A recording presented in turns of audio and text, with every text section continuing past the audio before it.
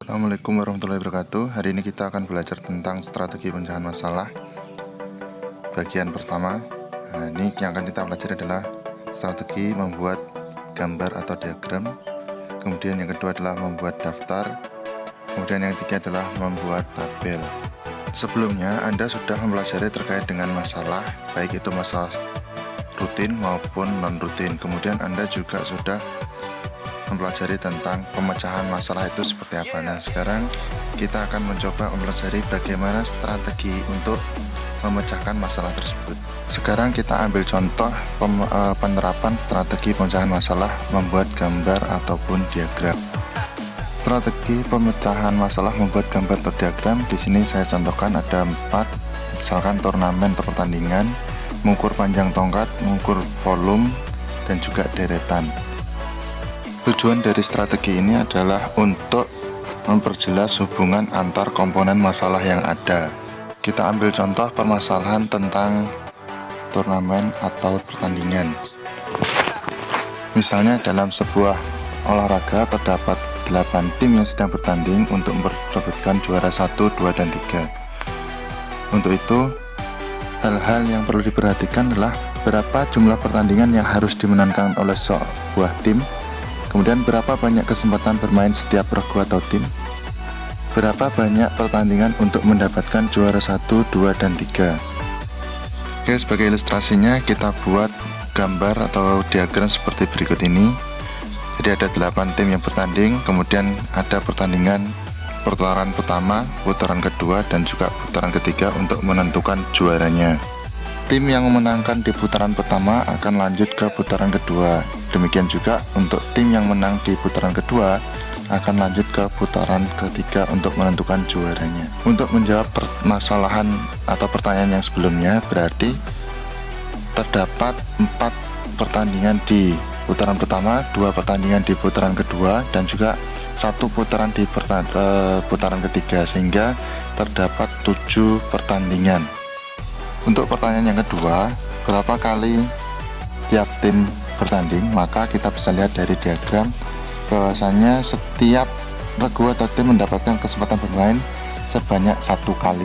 Kemudian untuk menjawab soal nomor 3, maka terdapat 10 pertandingan untuk mendapatkan juara 1 dan 2, kemudian 11 pertandingan untuk juara ketiga.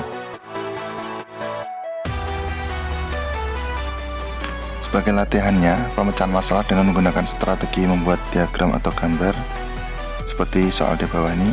Misalnya saya punya 3 tongkat dengan ukuran 60 cm, 90 cm, dan 110 cm. Akan saya gunakan untuk mengukur sebuah tempat yang panjangnya 140 cm. Nah, bagaimana cara Anda menggunakan ketiga tongkat tersebut?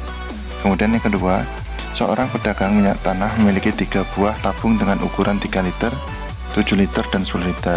Seorang pembeli akan membeli sebanyak 6 liter. Bagaimana penjual tersebut melayani pembeli dengan tabung ukuran yang ada?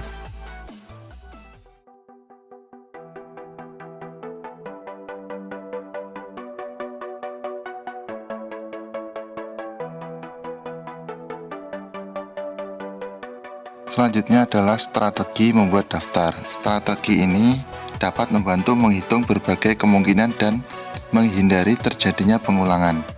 Saya contohkan misalnya terdapat seorang anak yang bernama Arjuna, dia gemar memanah, kemudian dia punya 3 anak panah yang dilesatkan ke sasaran dengan nilai yang paling rendah adalah 2, kemudian 5, dan yang tertinggi adalah 10. Berapa banyak kemungkinan jumlah nilai yang dapat dikumpulkan oleh Arjuna jika lemparannya tepat dan tidak ada yang meleset dari sasaran? Oke, kita coba perhatikan tabel berikut. Ada P1 panah pertama, P2 panah kedua, P3 panah ketiga. Jika ketiganya tepat di nilai 10, maka Arjuna akan mendapatkan poin atau nilai 30. Jika ada yang di 5, kemudian 10-nya 2 kali, maka Arjuna mendapatkan nilai 25 dan seterusnya. Jadi di sini ada 10 kemungkinan yang akan terjadi.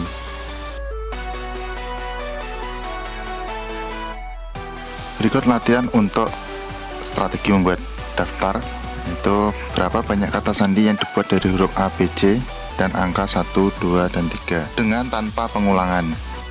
Oke, strategi selanjutnya adalah strategi membuat tabel.